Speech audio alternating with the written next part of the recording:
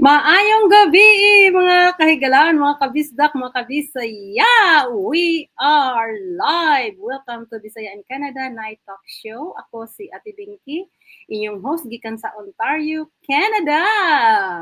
Ug ako pod si Ate Gilma, inyong co-host gikan sa Edmonton, Alberta, Canada gihapon. Yes, ang duha ka mga Bisaya. Two Bisaya women Yes, with one mission to inspire to encourage and and connect connect Bisaya around around the the world. world. Alright, bisan asa mo karon mga kabisaya, naaman mo sa Canada, sa Pilipinas, ug sa Estados Unidos, sa Europa, ug asa mo dapito sa kalibutan. Welcome kaayo mo sa among little online Bisaya family. Kuha na ang inyong mga kape ug tsaa. Lingkod, pag-relax ug makig-istorya. Uban ka namong duha. Yes. Ayaw kalimot mga igsoon na mag-comment po diha kung asa mo karon gikan nagtan-aw. Yes. Kung first time nimo dinhi, welcome kaayo.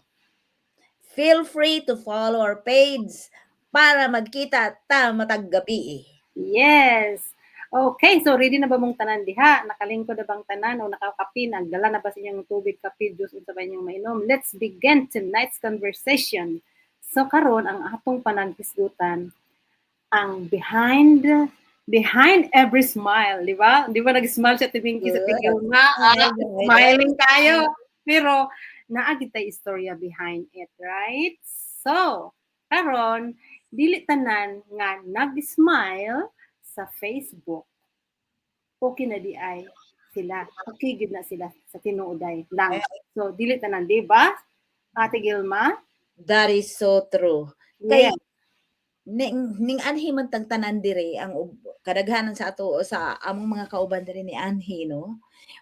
We thought you just thought nga we are okay. Dili jud oy. Dili jud kay we left our family behind. Oh yes, yeah. So ang dagha kasagara na ay okay lang, naapoy dagha kasagara gyud daghan jud ang naningkamot jud kumbaga na homesick sa ilahang pamilya. Labi na ang mga anang mga immigrant ati no nga kana bitang nag-anhi lang gid sila para maningkamot para sa pamilya. Yes. Kana sila ma-homesick gid na sila. Tinuod jud na. Diba? Because they came alone. Mm-hmm. Sila lang. Dili na pareha karong panahon na naanay, you know, they apply for ilabi na itong katugaran silang tawag sa ilaha kana bang mga contract worker. Mm-hmm. Pero mga skilled sila, they can bring their family. But for us, no, we started alone. Yes. We have struggled so much. Yes. Kana bitaw naagid tay kuan ate no, kana bitaw loneliness, kana bitaw naa kay you know kay kung mag-adjust man gud ka sa atong topic gahapon di ba, nag-adjust ta kung mag-anhin ta bago diri.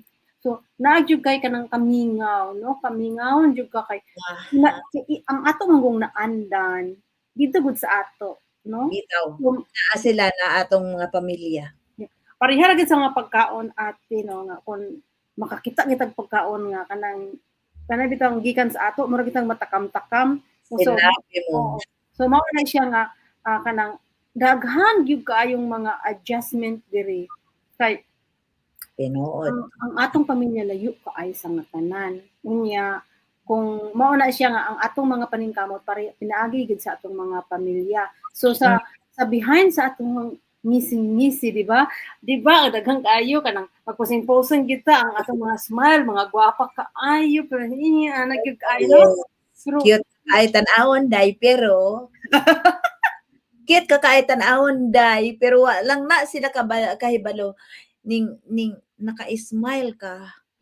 But it sometimes it doesn't show, but most of the time it shows on your eyes. Smile dako adyo na mong smile kay aron dilihan. You are struggling inside. Deep inside you're struggling. Mao na yung mga struggles namo dire na mga immigrants. Unya kung maka-establish na ka maka-establish na po sa ang imo na po mga ang imuha na mong problema ate ang kana na pong bills nga magsigpuno sa imuhang kurtahan Yan, kay sabi mo pa. Ka-establish murag nakakuan ka, naka-survive ka sa imong emotions. Tungod atong imong kaguol nga nag-inusara ka, Mhm. wa kay pamilya, Mhm. magsakit gani ka, mahinumduman nimo imong mama, Mm. or sometimes, there's so many people that surrounds you nga Mm. mag-comfort nimo og niya pa ka dito sa imong place. Mhm. Pero og naa na ka diri, you're all alone, tapos kana bang magsakit ka, and then you remember them so much, the more you feel so lonely Yes. na you're missing your family. Ate, katabi kang nasakit ko. Oh Mm. my God. You will, it reminds you na lahi ra gid sa ato masakit o lahi ra Sina- gid diri masakit oo. And then you can musagi sa imong hunahuna na, oh no, why did I came here in the first? Mhm. Mhm. Mhm. Yes. Pero ate, kaning atong pagpanimpalad ate, kuan gid ni siya kanang naagid day kinahanglan mo nang kinahanglan ta mo barog kay this is our decision, right? Yes. Kinahanglan gid ta mo barog. So Yes. sama ra gid sa Libang. tanan. Mhm. Sama Yes. ra gid sa tanan atong buhaton sa matag adlaw barugan nato no atong mga desisyon. Atong Di- mga desisyon dili nato kanang balik-balikon kay dili naman nato mabalik ang nahumanan no. So Ay, So keep going lang gid ta. Kinahanglan gid ta nga manimbasog. So more na nga sa tanang social media nga imong makit-an ang mga tao kasagara kana bitang mo hukom na sa ato no mo kanang ila ra kang that's right. no. Kaya murag mauna siguro ng nature sa tao so unang mga pahinumdom na namo sa mga tanan bitaw nga tanan bitaw kinahanglan gid ta nga kana bitang magsinabtanay bitaw kung anang kanang makasabot unta sila makasabot kanang masabtan unta nila ba nga kanang bantog kay nasa social media kanang maayo na gid ang tanan dili gid na siya maayo na lang gid kaayo ang imor kay tungod kay naka-smile ka Mhm. oo pero dili tanan baya ang kay pwede ba ako ba ate no kanang nagsugod ko og kanang show sa social media kay basin na ma-inspire na ako no kay gikan ba ko sa pagkasakit niya na grasyahan ko sa Ginoo nga naayo Mhm. Hinisip ko pero behind it dili gid na siya And kanang those smiles, yes. kuan kay siya We can tell that you are struggling. mm, It struggle a lot. So mm, behind every person's smile, mm, na jud nay kauban nga struggles. mm. Labi na didto sa mga unsay tawag ana, mga OFWs. Yeah. Kana nga address ana ate no parang sa OFW kay mo man ni siya ang mga challenge sa mga OFW. Tinuod. So we Mga have to understand them. So, yeah.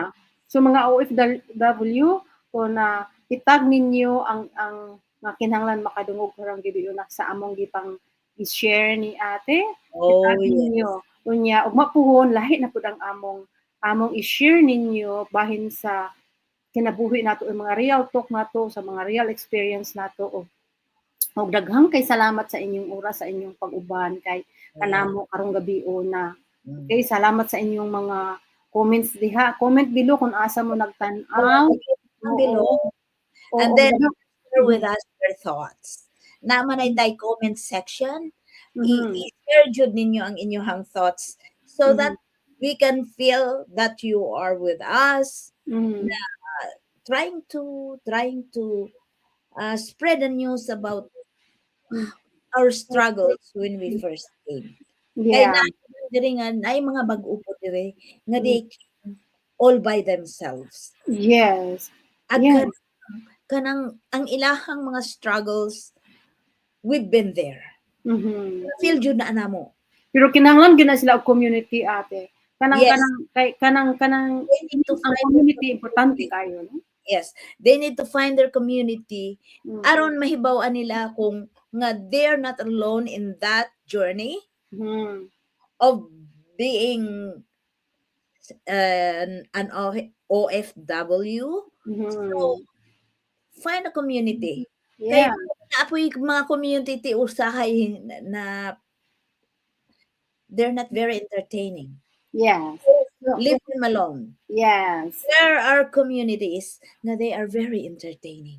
They know your struggles. They feel you. Pareho sa amo ma-feel na mo. Kung sa may among gibati sa una, we don't hide them. Yeah. The only way na you can outgrow or you can surpass that struggles is to be open. Yes. And Yeah, comment good mo diyan below kung asa mo karon ka Bisaya. You are welcome here in our little container of our show. yeah, Dili kinahanglan perfect gyud ang kanang kita bitaw no sa tong kinabuhi dili gyud perfect kinahanglan gyud mo musugod og something nga mo look forward mo nga makaayo sa inyong kaugmaon. So ingana gyud na siya so padayon lang gyud ta. Usahay kay kan ang mga gagmay butang nato nga ato bitaw matun-an sa matag adlaw. Kaya kita diri, no, kanang natas lang nasod, mag-adapt man gyud ta, we have to learn something new, right? Yung mga kausaban. Unya dayon, padayon lang gyud sa pagtuo sa Ginoo, kay ang Ginoo naman ginagauban ka nato. Your struggles, to overcome them, we have to believe in God. Yes. Yes. Kaya ang Ginoo, not only believe in God, seek for His comfort, His help, His grace. Aron makasurvive ta. Kay, you know, when I was iya man gid tanan ate no, iya ni tanan ato kita mga kuan, we are just we iya are pagbuot nga mga makaabot ka dire. Newcomer, iya hasang pagbuot na so he knows you can handle it. Yes. So be strong. Ang ato lang gyud himoon, padayon ra gyud ta, padayon sa pagtuo, padayon sa pagkat-on sa mga bagong pagtulunan. Kung gusto mo magkat-on og mga bagong kuan, comment lang mo diha kay ako si Ate Gilma. Yes. Mag-share ka. We will talk about it. Padayon gyud nga mag-hope ta nga duna tay labaw nga makagahom kanunay nga naguban ka nato kay kaning tanan tong gihimo para gyud na siya sa ato. Para sa atong tanan ba murag siya ang atong punuan, kita lang mga sanga. So we are here to help you guys or kung gusto mo reach out sa among duha, you feel free to reach out, okay? Tinuod na. From Ontario and Alberta, thank you for spending your evening with us. Yes. This is Ate Gilma. Okay, say God bless everyone and take care. Stay inspired, stay connected. And we'll see you again tomorrow night. Yes. Good night, everybody. So, daghang salamat. See you tomorrow. Remember, comment and share. Thank you so much. Bye-bye.